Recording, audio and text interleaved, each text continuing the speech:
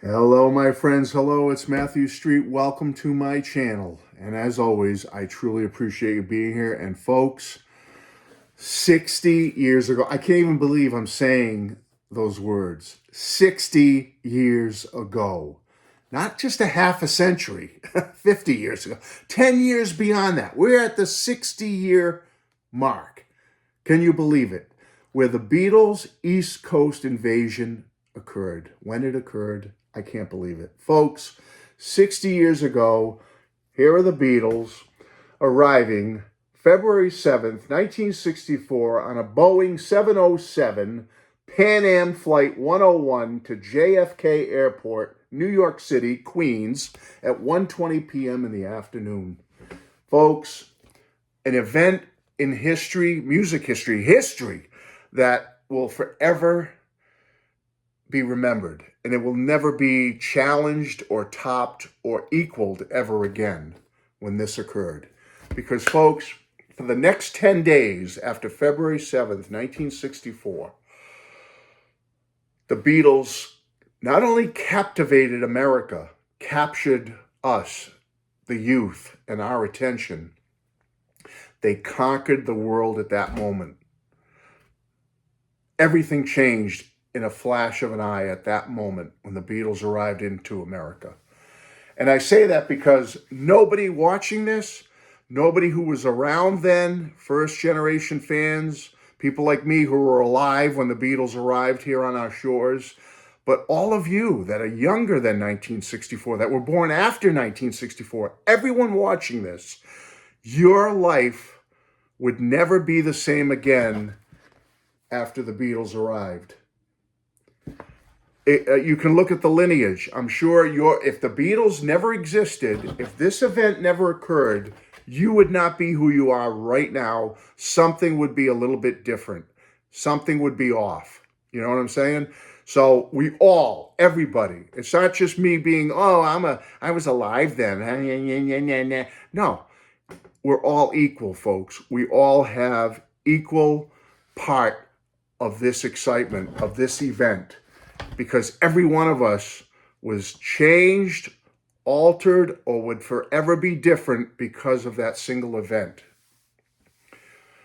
February 1964, just before the Beatles' arrival, my parents were a young couple living on a second-floor apartment in Providence, Rhode Island. They had not even been married 8 years yet.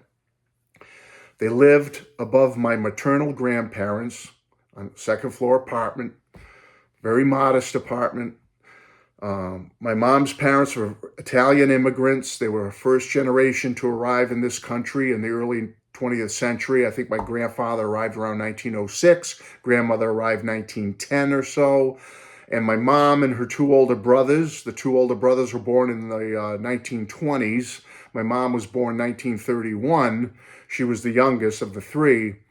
They were the first generation to be born here in America as Americans. My grandparents worked very hard to become American citizens, to assimilate into the American way of life, and therefore their children, my two uncles and my mom, were typical American kids, kept those Italian traditions, but also the American pop culture, music, all that good stuff.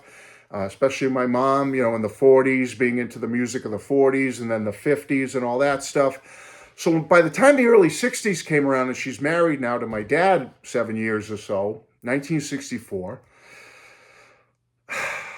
they only had one child, me. I was just, 3 going on 4, something like that.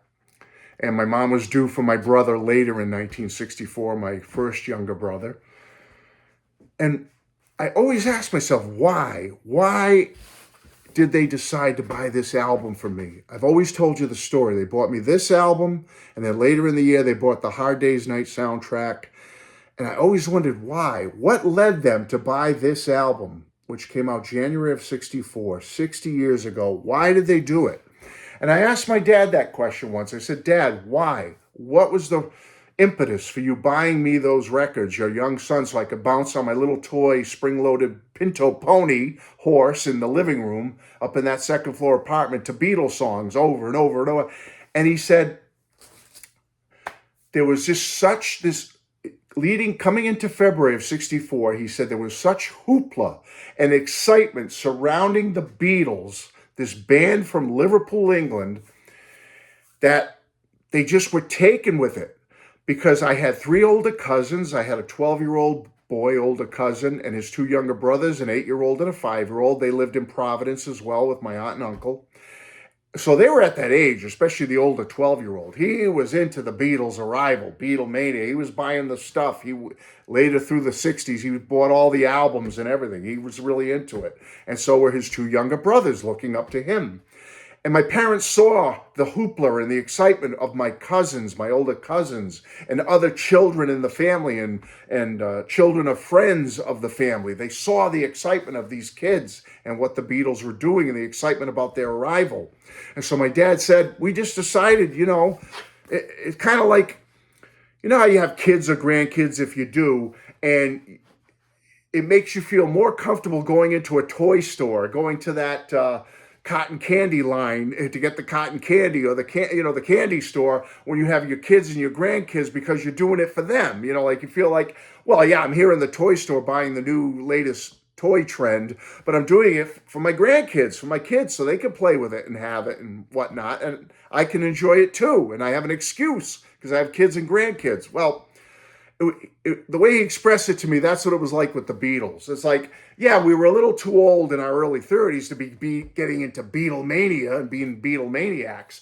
But because the kids in our lives, the older cousins, friends, kids, and all that, were so into it, and we had you, our firstborn child, a young boy, we wanted to be in on the excitement too. So we bought it, and we wanted to see them on Ed Sullivan and all that. They wanted to be part of the excitement. Everybody, you may not be into football, but when the Super Bowl rolls into town, you want to be part of that excitement and get into the hoopla and the partying or whatever the halftime show, just to feel part of it. And I think that's what it was with the Beatles. So that's why they bought me that album. Now, all that excitement, like I said, my mom was very close to her brothers, especially her middle brother, the one just older than her. And he was the one that had the 12-year-old, 8-year-old, and 5-year-old male cousins of mine. And they were all into it, as I said. And my uncle and my aunt lived not far from where we lived in Providence. And my three older cousins were so into what was happening, what was about to happen. They had a little small house, like I said, only a couple of miles from our, 2-story apartment where we live with my grandparents. They had a nice living room. The house wasn't that big, but they had a nice little good-sized living room. And they had one of those large media units. Do you remember those things back in the 60s? If you've ever seen pictures of them or remember them, they were made of walnut or oak, and they weighed about 500 pounds or something like that. They were called like stereo console cabinets. Stereo cabinets, you remember that term? And this thing was huge. It had to be like 6 feet long or 5 feet long, whatever they were, solid wood. Had the two speakers on each side. You had the turntable up on top. You flipped open a door, turntable. Might be a little radio with radio controlled dials and volumes over here. And then as you came down inside of where the speakers were, you would slide some little wooden doors. You could put records in there or other things or record cleaning supplies, whatever. You remember them. You know what I'm talking about. Well, they had that. And so, it was like getting ready for the big game. When the Beatles were coming, is the Bruce Spicer book. When the Beatles were coming and they were going to be on Ed Sullivan on February 9th, 1964, have the DVD of it, also all the Sullivan shows. I can't express the excitement of that night. It was like getting ready for the big game, It was like other people were coming. I don't even remember who they were at the time. Might have been other relatives or friends of my aunt and uncle or my parents, whatever. And there was food, the kitchen was laid out with food, and there were drinks, and the beer was flowing, and the wine, and everybody was having fun. I remember there being a lot of laughter. These are my memories as that young boy. Laughter, typical a family, a gathering. Picture it, for the game. Everybody's gathering, laughing, having fun, a lot of talking and noise and stuff like that. And when the Beatles came on, and just show you a couple more things first. I have a fan club only issue of all the recordings of Ed Sullivan, and I have a color fan club only colorized version of all the Ed Sullivan. Great stuff. And when the Beatles came on, mesmerized. It was just like there was a tranquility that came over the room at first. Like when they first came out, I just remember like from the hustle bustle, and then the intro. I don't remember all the, there were commercials and all that back then. But when the Beatles were coming on for a few moments, everyone was mesmerized. I remember like a weird silence for a moment.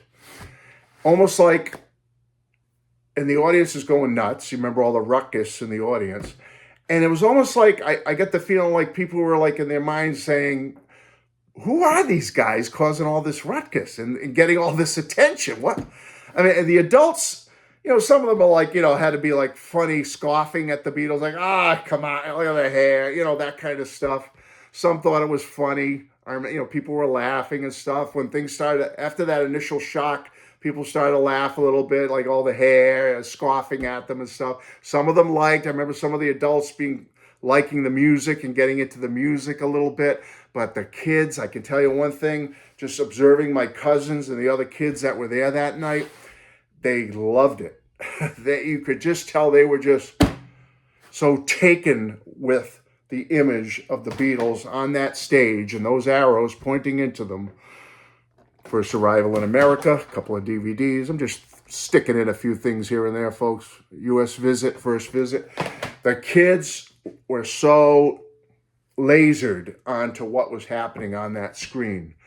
And me being one of the younger ones there was just so caught up in it all. Like, what's happening that's causing all these different emotions and different feelings and stuff. But in that moment,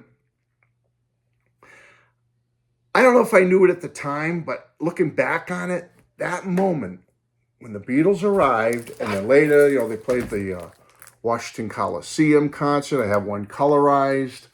I have a regular Washington Coliseum DVD, a CD of the Washington Coliseum concert, which came February 11th. All I can tell you is I knew as years went by that the world had changed forever because of that moment. Because of their arrival, I just knew. I knew a new generation was born. Something had shifted. Something had changed. Music was forever altered. We know that now. I mean, at that moment that they arrived and they played on that Sullivan show, music would never be the same again. Popular music would never be the same again. But more so than that, my life, Matthew Street right here, that little boy, 3 going on 4, whatever I was that night when that happened, and I saw what was going on to all the people around me, young and old, my life was never the same again. Never. And your life has never been the same. Those of you that were there and witnessed it, and those of you that came later, your life was changed forever because of this. I know that. 60 years ago, folks, 60 years ago, we received a gift, not a book. We received a gift. We received a gift that's so unique, a gift where the world will never, a gift that will never happen, will never receive a gift like this again. The world, future generations will never receive this again because the world will never be impacted in this way. You can talk about anybody who's come since. I'm not even going to say names of the latest pop star who's all the focal point right now. God bless them. I'm glad they're doing well, but they will never have the same cultural, social, musical, pop culture. I mean, never have the same impact, never have be the same cultural phenomenon, musical and cultural phenomenon as this band right here, the Beatles. Never. We will never see anything like the Beatles ever again. Remember that. Now, I know this video, I'm not talking about the show and what they played and blah, blah, the Beatles and what they played on the show. I just wanted to speak from the heart for my video to celebrate the 60th anniversary of the arrival of the Beatles in America, the impact they had on us, the media, the physical media we have over and over again of the Beatles coming to our shores. It's been written about, it's been talked about a million times over, and we will never, ever see anything like it again. And folks, for this little boy on that second floor apartment in Providence, Rhode Island, this is where it all started. Thank you, Mom and Dad. Thank you. I got Dad back there. There's Dad. Thank you, Dad and Mom, for changing my life forever. But regardless, thank you, Beatles, because whether they bought me that little album or not, eventually this arrival would have changed me and altered me forever. That's it, folks. I just want to express my feelings about the anniversary of the Beatles' arrival to America 60 years ago, 6 decades. Can you believe it? Give me your thoughts. What do you think about it? Love you all. Bye-bye.